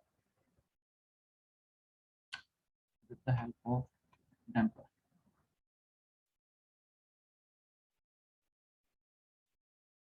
with the help of damper. Damper की हेल्प से आप बेसिकली वो ऑफर एनर्जी डिसिपेट करा रहे हो। ठीक है, यहाँ तक चीजें क्लियर। तो ये बेसिक चार हमें इन सब का ही डिस्कशन करना है। सबसे पहले हम जो डिस्कशन करेंगे, free vibration, then force vibration, free damped vibration, undamped vibration. ठीक है, पहला केस हमारा ये रहेगा, फ्री वाइब्रेशन है, free undamped vibration, free undamped vibration. फिर देन हम देखेंगे फ्री डैम्प्ड वाइब्रेशन भी देखेंगे, फिर हम देखेंगे फोर्स डैम्प्ड वाइब्रेशन और अनडैम्प्ड वाइब्रेशन, ये सब चीजें हम देखने वाले हैं, सारे केसेस। ठीक है, तो ऑब्जेक्टिव आपका सिर्फ इतना होना चाहिए कि जो भी गिवन केस दिया है उसको आपको एनालाइज करना है। सिंपली आगे जब भी आप देखोगे जितने भी न्यूमेरिकल्स है, जितने भी टोटली न्यूमेरिकल्स है पूरे वाइब्रेशन में, टोटली मैकेनिक्स का ही एप्लीकेशन है, टोटली मैकेनिक्स का एप्लीकेशन। आपको अगर बेसिक मैकेनिक्स के फंडामेंटल्स क्लियर है तो आप बहुत इजीली क्वेश्चन सॉल्व कर लेंगे। आज के लिए तो हमने जितना डिस्कशन किया तो जस्ट एक बेसिक ओवरव्यू कि हाँ वाइब्रेशन होता क्या है, क्या क्या इससे रिलेटेड टर्म्स हैं, कैसे कैसे इस वाइब्रेशन में हम एनालिसिस करने वाले हैं।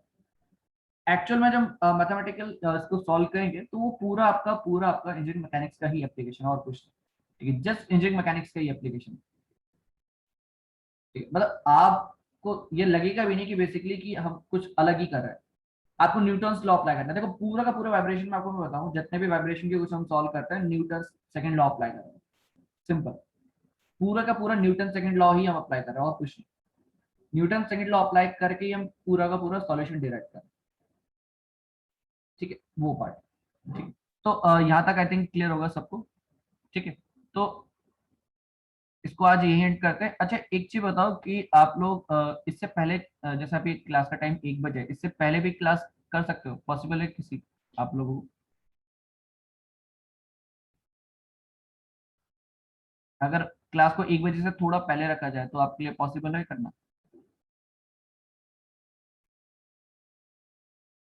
किसी को कोई इशू तो नहीं है कि अगर 1 बजे से थोड़ा किसी और की कोई और दूसरी क्लास ऐसा या कॉलेज का कोई इशू हो कुछ किसी को?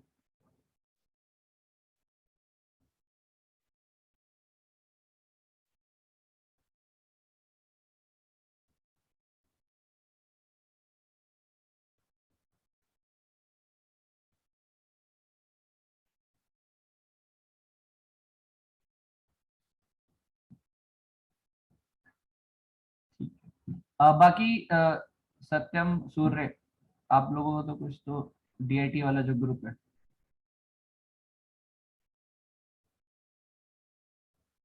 ठीक है, तो मैं इसका एक्चुअली मैं सोच रहा था थोड़ा पहले कर लेते हैं, 12 से 1 फिर 2 कंटिन्यू हो जाएगा वो। ठीक है, अगर मैं वैसे मैसेज ग्रुप में आ जाएगा इन केस अगर चेंज होता है। अगर मैसेज नहीं आया तो 1 बजे ही करेंगे हम, अदरवाइज अगर मैसेज आएगा तो फिर हम 12 बजे कर लेंगे। ठीक है, मैं एक बार इन्फॉर्म जरूर कर दूंगा आप लोगों को, है ना? ठीक है, बट कोशिश है मेरी कल से इसको थोड़ा पहले रख के 12 बजे से। ठीक, चलो फिर ठीक है।